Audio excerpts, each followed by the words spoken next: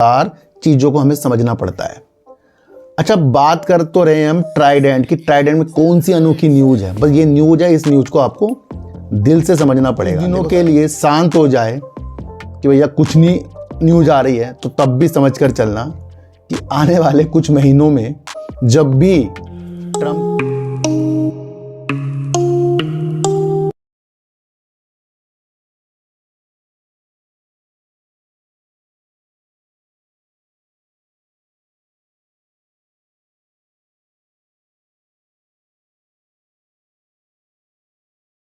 नमस्कार, मैं स्वागत करता हूं आपका अपने ही चैनल पर जिसका नाम है सार्थक बाजार से। आज बात करेंगे विजय केडिया साहब की। उन्होंने क्योंकि पर्यटन के क्षेत्र में अच्छी संभावनाएं देखी हैं, किस उद्देश्य से देखी हैं, उसके बारे में बातचीत करेंगे।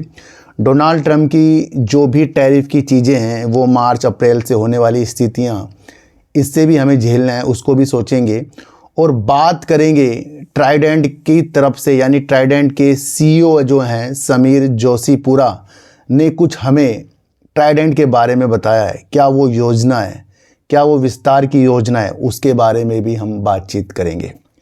देखो सर, सबसे पहले मैं आपको एक चीज़ बता दूं कि जिस तरीके से टैरिफ वाली चीज़ें न्यूज़ में कई तरीक़ों से हमारे सामने आ रही है। अभी हाल ही में धातु और एल्युमिनियम के ऊपर भी आनंद राठी के द्वारा कुछ बताया गया था, उनके द्वारा कल कुछ बताया गया था, वो भी कल मैंने आपको बताया था। इसी तरीके से आगे आगे जाकर कुछ ना कुछ ट्रम्प की नीतियों के अनुसार बाजार के अंदर कभी भी उतार और चढ़ाव आ सकते हैं। ये सोचकर चलना कि अगर बाजार की स्थितियों में इसका फ़र्क नहीं पड़ेगा तो फिर ये न्यूज़ इस तरीके से हमारे सामने क्यों आ रही है। और अगर ये न्यूज़ कुछ दिनों के लिए शांत हो जाए कि भैया कुछ नहीं न्यूज़ आ रही है, तो तब भी समझ कर चलना कि आने वाले कुछ महीनों में जब भी ट्रम्प कुछ घोषणाएं करेंगे तो उसके लिए आपको तैयार रहना है, क्योंकि उस वजह से आपको चीज़ें गिरती हुई देखने को मिल सकती है। ये एक अनुमान लगा रहे हैं हम, क्योंकि ये अभी मार्च से और अप्रैल से कुछ भी घोषणाएं ट्रम्प के द्वारा हो सकती है। तो ये तो आपको समझकर चलना पड़ेगा। इसका इफ़ेक्ट आपको कम से कम 4 से 5-6 महीने याद रखना है कि भैया इससे कुछ ना कुछ हो सकता है, तो उससे टेंशन हमें नहीं लेनी। मैं आपको बता दूं, क्योंकि अगर स्टील और एल्युमिनियम के ऊपर चीज़ें आने से हमारे बाज़ार में स्टील के शेयरों के अंदर, धातु वाली कंपनियों के अंदर गिरावट हो सकती है। और इसी चीज़ के लिए कई कंपनियां सोच रही हैं और कई व्यापार संगठन सोच रहा है कि पहले सारी चीज़ें होने जाने दो, उसके बाद स्थितियों को भापेंगे। तो मैं इसलिए आपको बता रहा हूँ कि कहीं ना कहीं अगर आपको लगे कि बीच में ये टैरिफ वाली चीज़ें शांत हो जाए तो सोच कर चलना, ये कभी ना कभी फिर से उछल जाएंगे, है ना। तो इसको हमें याद करके चलना है। देखो, देश के अंदर अगर पर्यटन की चीज़ें बढ़ेंगी तो कहीं ना कहीं इससे देश के घरेलू उत्पाद के अंदर जो भी राजस्व होता है उसका पर्यटन क्षेत्र के अंदर भी कुछ ना कुछ योगदान रहा है। तो ये आप समझ कर चलना। देश के अंदर सुंदर सुंदर जगह हैं, अच्छी अच्छी धार्मिक स्थल हैं, और अभी कुंभ में भी आपको पता है कितना पर्यटन आ रहा है ना। धार्मिक लोग आ रहे हैं वहाँ पर। दूसरा, कश्मीर की तरफ देख लें, मनाली की तरफ देख लें, पहाड़ों में बर्फ़ छाई हुई है। अलग अलग स्थितियाँ देश के अंदर पर्यटन स्थल को बढ़ाने के लिए चीज़ें की जा रही हैं। और इसको भापते हुए हमारे जो बड़े निवेशक हैं विजय केडिया साहब, वो एक चीज़ देख रहे हैं कि भारत का पर्यटन सेक्टर जो है, क्षेत्र जो है, कहीं ना कहीं $1 ट्रिलियन की चीज़ें बना सकता है। तो उन्होंने हमें एक चीज़ें दिखाई हैं। अब उन्होंने पर्यटन की चीज़ों के बारे में बताया, पर साथ साथ उन्होंने ये भी कहा कि भैया सुरक्षा की चीज़ें, इंफ्रास्ट्रक्चर को अच्छा, सड़कें अच्छी अच्छी सुविधाएं, तो ये सारी चीज़ें भी, इस पर भी हमें ध्यान देना पड़ेगा। अगर उन्होंने अपनी नीतियों के अनुसार पर्यटन क्षेत्र को बहुत बेस्ट बताया है तो उसके लिए भी उन्होंने रिसर्च तो की होगी।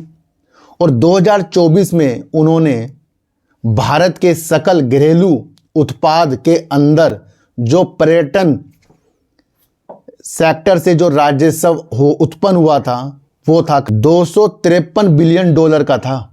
और अभी हाल ही में जो कुंभ में 45 दिन का जो कुंभ मेला चल रहा है उसके अंदर ही लगभग 40 से 50 बिलियन डॉलर की इस तरीके का योगदान होने की चीज़ें हैं। तो इन्होंने इन सारी चीज़ों के साथ पर्यटन के क्षेत्र को आगे 1 ट्रिलियन की चीज़ों के साथ, डॉलर के साथ आका है। और वो ये सारी चीज़ देश के अंदर बड़ी बड़ी खूबसूरत चीज़ें हैं। अगर मैं आपको एक चीज़ बताऊं, इससे जुड़ती हुई चीज़ें आपको लग रहा है पर्यटन पर्यटन हो रहा है, पर भैया ऑनलाइन टिकट वाली कंपनियां इसके चीज़ों के साथ बेस्ट बनेगी। रेलवे, भाई रेलवे में भी तो लोग आएंगे जाएंगे। टैक्सियां, दूसरा होटल, FMCG प्रोडक्ट, खाने पीने वाले प्रोडक्ट। दूसरा आपको सड़कें भी फिर सही होनी चाहिए। तीसरा फिर आपको ये भी देखना चाहिए जिस तरीके की देश के अंदर कंपनियां वर्क कर रही हैं ऑनलाइन टिकट के लिए, उसका भी अच्छा खासा अच्छी चीज़ें हो सकती है उनके लिए।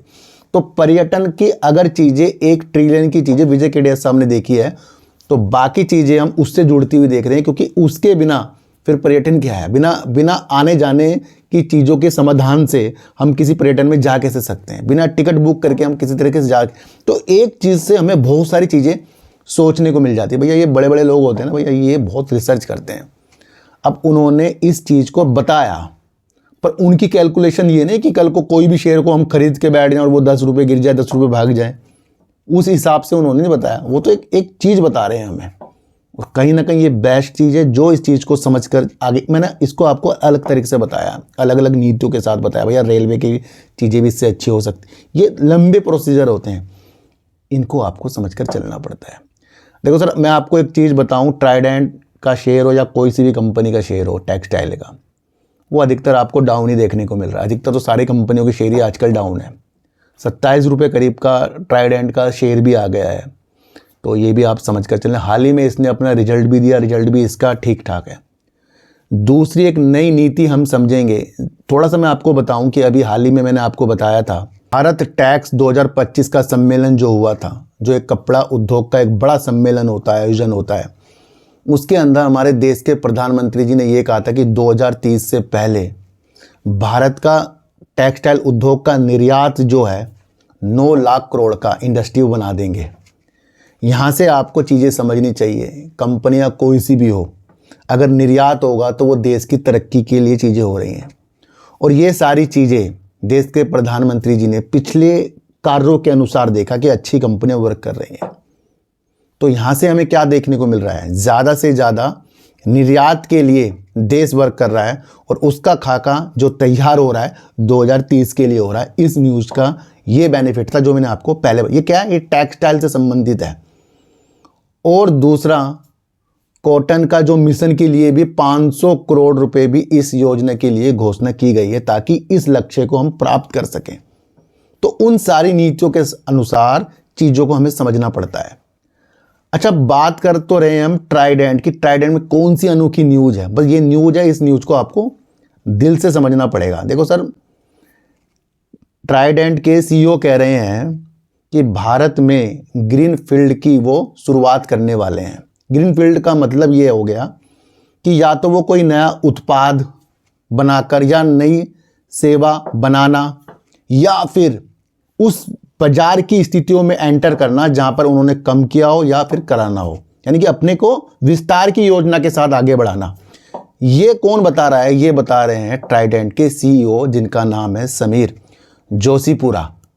ये बहुत बड़ी न्यूज़ है, और इस न्यूज़ का माध्यम वही समझेगा जो आगे की रणनीति को समझेगा। उन्होंने ये भी कहा कि वित्त वर्ष 2026 तक वो 1000 करोड़ रुपए पूंजीगत व्यय के लिए भी चीज़ें करेंगे। दूसरा, उन्होंने ये भी बताया कि आने वाले समय के अंदर ही, यानी अगले साल के अंदर ही, वो अपनी विस्तार की योजना का भी उल्लेख कर देंगे कि वो क्या क्या चीज़ें कर रहे हैं। फिलहाल उन्होंने कहा कि अभी बताना उचित नहीं होगा, फिर भी जिस तरीके से भारत के अंदर उद्योग बढ़ रहे हैं, अलग अलग नीतियाँ हो रही हैं, भारत बड़ा बाजार बन रहा है, उसको देखते हुए भारत के अंदर ही वो अपनी कुछ विस्तार की योजना का हमारे सामने चीज़ें करेंगे, पर वो अगले साल हमें इस बारे में बताएंगे। पर उन्होंने एक चीज़ तो बता दी कि भारत में वो ग्रीन फील्ड का विस्तार की योजना बना। ये बड़ी न्यूज़ है, इसको आपको समझकर चलना पड़ेगा। भारत के अंदर अगर हम चीज़ें समझें तो भारत के अंदर अगर देखे जाए तो करीब 500 करोड़ रुपए का इनका इस तरीके का कारोबार है जो ये वर्क करते हैं। और अगर मैं आपको एक चीज़ बता दूं, इनके कुल जो राजस्व है 7,000 करोड़ रुपए करीब का, उसके अंदर से करीब 5500 से 6,000 करोड़ रुपए कपड़ा उद्योग के लिए काम करके आया है। तो यानी कि इनका टेक्सटाइल का बिजनेस जो है काफ़ी बड़ा है। और उसके अंदर भी आप चीज़ें समझें कि गैर भारत जो देश हैं, मतलब भारत के अलावा जो देश हैं, वहाँ पर इनका जो कारोबार है करीब इस हिस्से का करीब 85 से 90% बाहर से आता है। तो ये कई देशों के अंदर निर्यात करती है।